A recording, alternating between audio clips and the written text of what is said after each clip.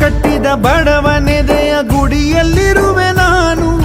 ಬೆಳೆಯ ನಡುವೆ ರೈತ ಬಸಿದ ಬೆವರಲ್ಲಿರುವೆ ನಾನು. ಕೆಲಸ ನಿನದೆ ಫಲವು ನಿನದೆ ಛಲದ ಒಡೆಯ ನೀನು.